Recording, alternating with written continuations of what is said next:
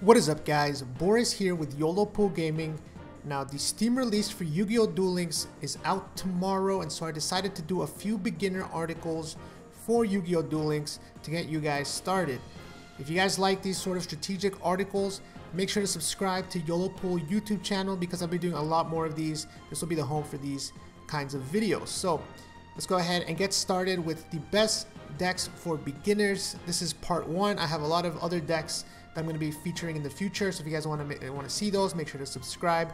But for today, I decided I would go ahead and start with the original, the OG free-to-play deck, that is Dinosaurs. So if you guys were playing back almost a year ago when the game first launched, you remember that Dinosaurs were sort of the easiest deck in the game to make, and they were definitely one of the most powerful.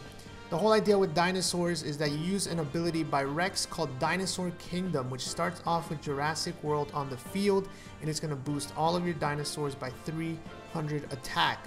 Now, you have some pretty powerful dinosaurs, which can really help out when it comes to this kind of stuff, because all of a sudden, all of your monsters, they're so powerful that your opponent can't keep up, and you're just trampling over the competition.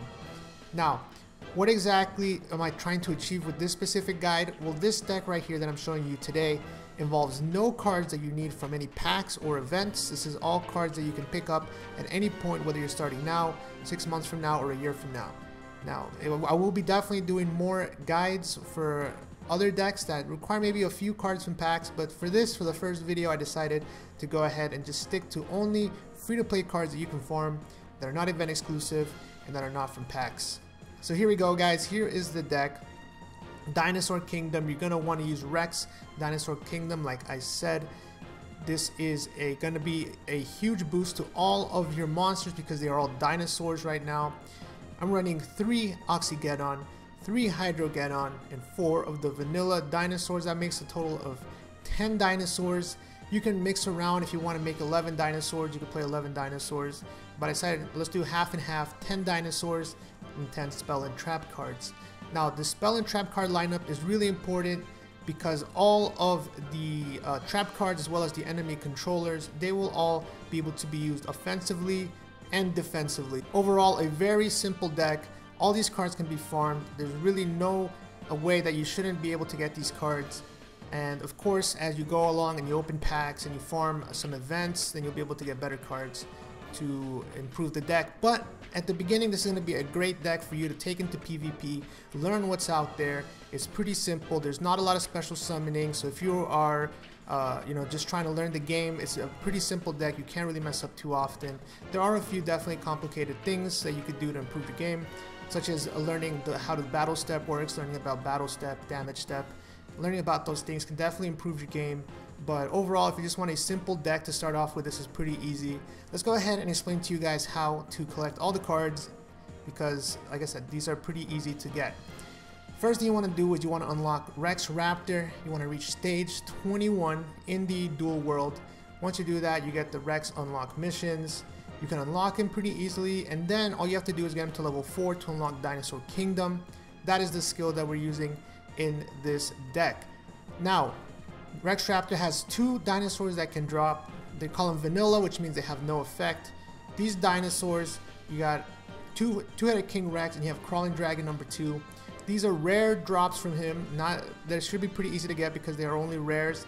You can farm him at level 40 to try to get him, or you can potentially level up Rex because you can get one. I believe it's a twin-headed King Rex at level 14, so then you only have to farm 3. I would recommend farming, try to get a playset of these so that early on you can potentially use them until you unlock Bastion. It'll be a really strong deck. This is what made Dinos so powerful in the beginning, is that you had a pair of 1600 dinosaurs that became 1900, and back in the day the strongest was really 1700, so they were pretty powerful. But now we have some other powerful dinosaurs here, so let me go ahead and show you what the next step is going to be. You're going to want to unlock GX World. So in Yu-Gi-Oh! Duel Links, there's 2 different worlds. There's Duel World, and then there's GX World. GX World is unlocked at stage 8, and you have to complete the Jaden missions. Once you do that, you will unlock GX World. It's really easy to unlock. Bastion himself is probably the toughest thing about all this. He requires 50 duels in GX World with 3 or less cards remaining in the deck to unlock Bastion. Now, if you are someone who is farming level 40 duelist for their cards, you probably will do this naturally, but if you want to speed this up and you want to do this over a few days, then I would recommend farming maybe stage 10 duelist, since they don't take that many keys. Farm them and make sure you have 3 or less cards remaining in the deck. Or you can also try to do this on standard duelist if you have the ability to do that. That would also be a nice way, and you can actually unlock him pretty fast. The reason you want to unlock him is because once you get him to level 21, you'll have a full playset. You do not have to farm Bastion. You're going to get a full playset of Hydro-Geddons and Oxy-Geddons. So what exactly do these guys do? I'm going to start with Oxy-Geddon. Oxy-Geddon is an 1800 Dinosaur. That's going to mean that at 2100 with Jurassic World on the field, 2100, good enough to trample over almost anything. There's a few cards that can rival it, but there's nothing at 2200 at the moment. So 2100 is the highest you can reach right now with 4 stars.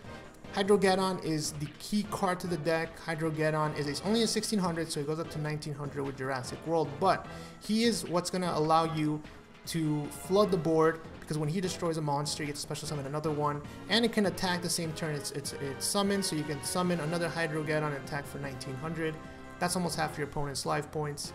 Also pretty much floods the board, so you have a lot more room to play with. Enemy Controller. This is the #1 card used in all competitive decks.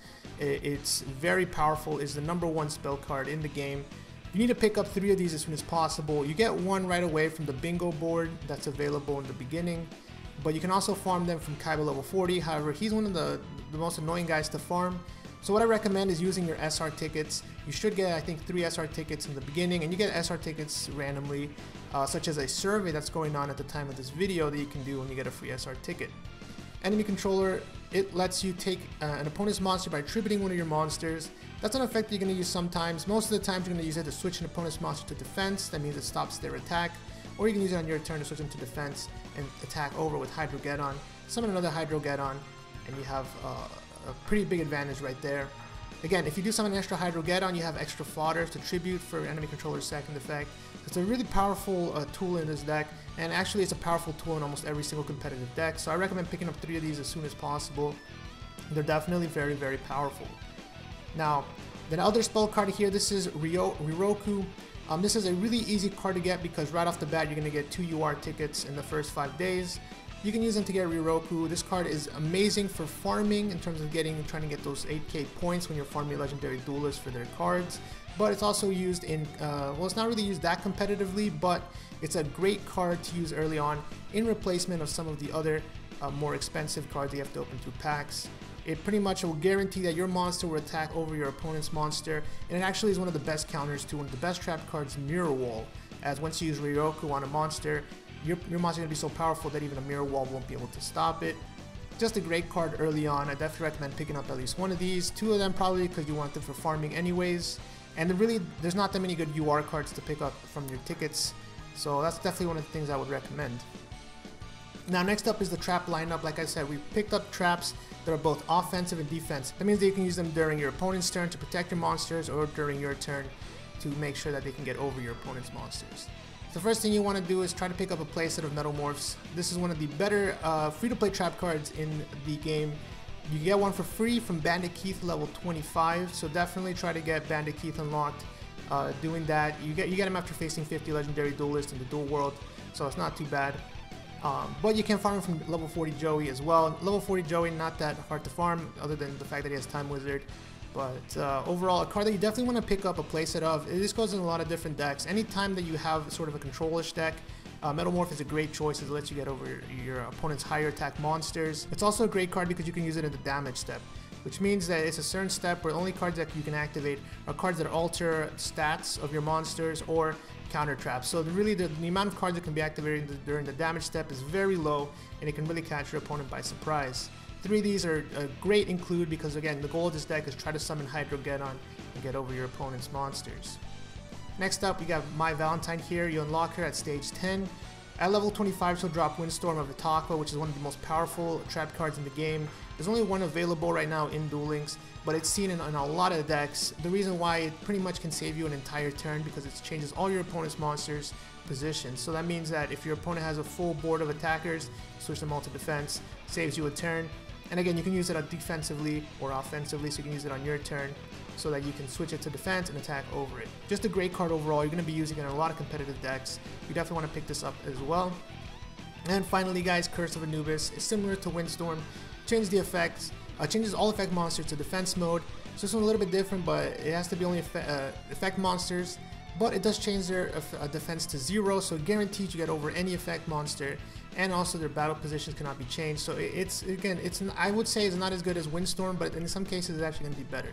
So it's a great card to pick up. Definitely recommend trying to get Curse of Anubis, and with that you have really a good, solid lineup of spell and trap cards. Now, if you're looking for some ways to amp up the deck, here's a few cards that you guys can add. For monsters, you want to get Kabazuls, which is a 1700 dinosaur, so it's going to go up to 2000 with Jurassic World. It's a normal from Crimson Kingdom, so it should be really easy to pick up a playset of these. Next up is Destroyer-saurus. It's an SR from the Rex Raptor event. I don't know when this event will come back, but if it does come back soon, you can hopefully pick up a few Destroyer-saurus, since they are, in my opinion, better than Oxygeddon, since they have the same attack, but they don't have that weakness of being having to battle with fire and potentially losing some HP. And then Sergeant Electro is one of the best monsters in the entire game, especially for this kind of deck where you want to try to lock down your opponent's back row. It's a super rare from Flame of Tyrant. Definitely not a monster that, definitely a monster that's not bad to pick up because you're going to be using it in a ton of decks. So Sergeant Electro definitely one to look out for. Now next up guys are the spell cards. Fossil Dig is a level 40 reward from Rex Raptor. Getting any character to level 40 takes a while, so I didn't want to include it in this guide, but once you get him to level 40, Fossil Dig will just be pretty much a 4th Hydrogeddon, a nice way to search him out, or if you're in a spot where you need one of the stronger dinos, you can definitely search that out as well. It's just a nice card. Definitely try to get Rex Raptor level 40 at some point. I mean, I haven't gotten him yet there, but it's definitely going to be a nice addition to any dinosaur deck. Anti-Magic Arrows is an SR from the Arcana event, but again, you can use your SR ticket to potentially get one of these. It's one of the most it just interrupts your opponent so hard that there's really no way for them to counter it unless they're expecting it, but no one's going to be expecting Anti-Magic Arrows. Once you use it, your opponent cannot activate any cards during the battle phase, any spell or trap cards during the battle phase, so that means that you're pretty much free to do whatever you want. And then Super Rush Headlong is an SR from Dawn of Destiny. Again, it's one of those cards you can use offensively or defensively. You can use it during your opponent's turn, or you can use it during your turn. And it's just one of the better spell cards in the game. Definitely recommend if you pick one or two of those up, put them in the deck.